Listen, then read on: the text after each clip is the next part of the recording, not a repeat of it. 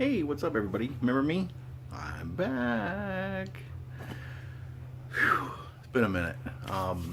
Apologies to everybody who's been putting out videos recently. I just haven't had time. It's been so crazy at work, and then I would come home and work and get the little one to bed and try to spend some time with the family, and and hey, now I've got 10 minutes and I fall asleep on the couch every night. Doesn't fail. But this weekend's finally slowed down, so actually time to spend with the family, shoot some videos, maybe even do a little record shopping. We will see. Who knows? The world is my oyster, and it's a small one because it's going to end Sunday night, regardless. So there are a bunch of contests going on, and I really want to show my support and love for these channels. So that's what I'm going to try to get done over the next few videos. So today, I've been promising to do this for my good friend Scott over at the Rock Scout. He just hit 250 subscribers. It's an amazing feat. You should be well beyond that by now. You have an amazing channel. Your wealth of knowledge when it comes to metal and glam rock and just that 80s style of that whole genre is amazing. So if you like that kind of music, go check him out. He's a huge Crew fan. In fact, he's been posting up all kinds of Crew stuff recently. So go check him out. As you know, I'll leave the link below. 5 simple questions. I'm going to try to get through them quickly. First one was show or talk about your favorite soundtrack, and mine is just that easy. It's one of my favorite movies of all time. It is my favorite movie franchise of all time. And to me, when you think Star Wars, the movie is fantastic. The movie is not the full experience without the music, and I just love it. I threw episode 7 on vinyl. I need to get episode 8, and I need to get Rogue One and Solo, but I want them all because the music is just as important to what's going on the screen. It helps propel the story, and I think that's key to a great soundtrack. I could have gone with a bunch of different ones. The stuff that Tarantino has done is fantastic. Other John Williams scores come to mind, like Jaws or Indiana Jones, but I had to land on Star Wars. It's my favorite. So the next one is an all-star band. So this was really tough for me. I mean, we get to kind of play the what if, and I've always had to struggle with that because sometimes my brain can't pick the right sounds that I think would be good together. Sometimes you see these 10 musician groups that form at like award shows or Rock and Roll Hall of Fame concerts, and it's just so overwhelming. So I kind of went with, well, what would be, if I could literally have anything, what would it be? And I went very basic. And for me, it would be Jimi Hendrix and Stevie Ray Vaughan sitting on a stage with just a wealth of acoustic guitars. There is a fair amount of information, or recordings I should say, of Stevie playing the acoustic. Jimmy not so much, and he did play it, and he played it very well. So just to see the two of them, to me, sitting on a stage on a couple of stools for 3-4 hours playing some of that down home good old pickin' blues would just, I could, they could say, hey, you're probably gonna perish next week, and I'd be like, I'm good, I've done it all. So that's the kind of angle I pulled on it, and it's I know obviously it'll never happen, but it never could happen, and to me that's kind of where I landed. I hope that works in your scope of things, but that's really where my brain landed, and it's just kind of a what if these two masters, and I don't use that term a lot, but they really made you think about how the guitar was treated and played. I know Stevie took a lot of influence from Jimmy, the famous Jimmy chord and things like that, and using his thumb, but I think the two of them on stage together, there would be nothing else. You don't need anything else. So that would be it for me. So number 3 was a favorite music collaboration, and there's been a ton over the years where we've seen, supergroups form for a short period of time, maybe one album. Maybe you get like this sense of get a lot of people on one track, and there's a lot of great ones. But there's one for me that I listen to every year, and it's a Christmas song. And to me, it gets no better. It's not the holidays to me until I hear the song. And I usually need to hear it when I'm calm, when it's quiet. And it really centers me for the holiday season, just because of its charm. And that's The Little Drummer Boy, sung by David Bowie and Bing Crosby. So I can't imagine who was the one that pitched this to the execs or to Bing, to be honest. But it works. It works so well. It works so well that I would have been there. Like, if I been there, I would have been like, what do we need to do to get the two of you on an album? It's so beautiful. It's so innocent. Regardless of what one thought of the other, there was so much talent in that room. And it really shows off a side of Bowie that I don't think a lot of records did, which was that warm, gentle tenor sound that he had, that he could really do well. There's been songs that do it, maybe not as many as we would like, but man, that song gives me goosebumps every time I hear it. And just the way that they marry each other so well, it's truly not Christmas for me unless I hear that song. And to me, it'll always be my favorite collaboration ever.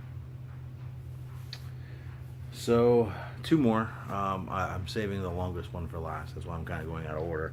My favorite live performance. Man, there's been so many. And before I got back into vinyl, I collected bootleg shows on CD. We would trade them, things like that. So I've heard a lot of shows. There's a lot of great bands out there that perform live. But I kind of wanted to say this one was more of like, for me, like I was there. Pardon me. And I almost went with Live Aid, and I kind of told the story about being there on a previous video. But honestly, one of my favorite live performances of all time, I mean, I have to rank it in like probably my top 3, was when I saw Maiden on the Somewhere in Time tour. They called it Somewhere on Tour. And if I remember correctly, my stop was the 3rd night of the North American leg. It's always good to see a band early or late, in my opinion. Early because they're fresh, they're not tired, they don't have that road weariness. If you catch them in the middle, it almost becomes routine. Hey, we know that, Steve's going to run around at this point, or Adrian's going to do this, or Bruce is going to do that, or Nico's going to play this fill. And it becomes robotic. And there's sometimes, a lot of bands don't suffer from that. Some bands don't. A lot do. But when you're at the end of the tour, there's almost that sense of we're going to get a break. We're 20 shows away. We're 10 shows away. So I saw them very early on in the North American leg of this tour, and they were fresh. Just come off a rest. The album's doing extremely well. Wasted Years was blowing up MTV. Yngwie opened, and slaughtered us. We weren't prepared. Even if you knew the catalog, we weren't prepared. But, we've all seen videos and heard live albums from Iron Maiden, and you've heard Bruce Dickinson's energy. But to be in a room to see it, to see that energetic little guy running around on stage, he's leaving it all. He's playing like, hey, if you're not a good show, we're gonna take a limb or something. He's all over the place. He's literally a maestro. He's conducting this amazing sonic orchestra that is playing some of the most amazing metal uh, that we've ever heard. And to be in that room in his presence for 2 hours was just phenomenal. I mean, it got no better. So I've been to shows with great lights, seen Floyd. I've seen, you know, countless bands.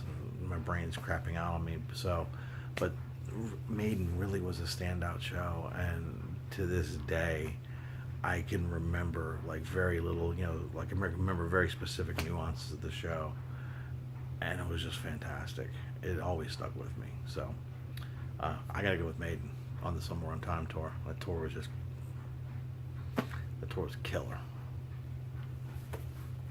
So the last one was, and I have a list because I'm old and I don't remember things, which was, what was your favorite year of music? And this one was challenging.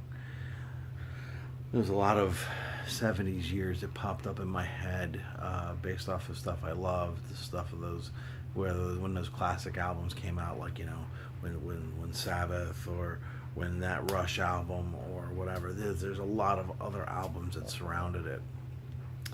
But I was too young to remember, like, when 2112 came out. I remember kind of seeing it, but it was like, it's weird. It's not what I listened to.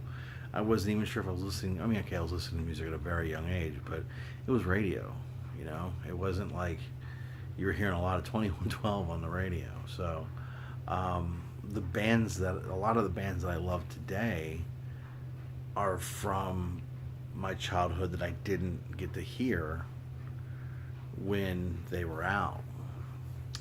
So it was hard for me to choose those years. So what I did choose was my teenagers. You know, driving around, pissing off the neighbors, middle finger in the air, driving fast, trying to be cool and pick up girls, and you know, teen angst. And literally almost every one of these albums was great for teen angst. And the year I picked was 1988. So let's think back to 1988. That was a while ago, right? It was 30 years. 30 years ago, here is a snapshot of what we were buying in the stores. Ministries in the Land of Rape and Honey. Or Land of Rape and Honey. Poison Ivy, shit. I swear I'm not on NyQuil. It's not happening. Poison's open up and say, U2's Rattle on Hum, a fantastic live album. I know some people aren't U2 fans. I am. Sorry. Kix's breakthrough huge monster album, Blow My Fuse. Slayer, South of Heaven. Cinderella's Long Cold Winter. Eric B. and Rakim, Follow the Leader. And EPMD, Strictly Business. 2 hip-hop albums I could not get enough of in 1988.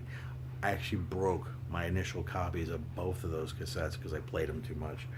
Living Colour's debut, Vivid. You got Sonic Youth, Daydream Nation. Van Halen's OU812.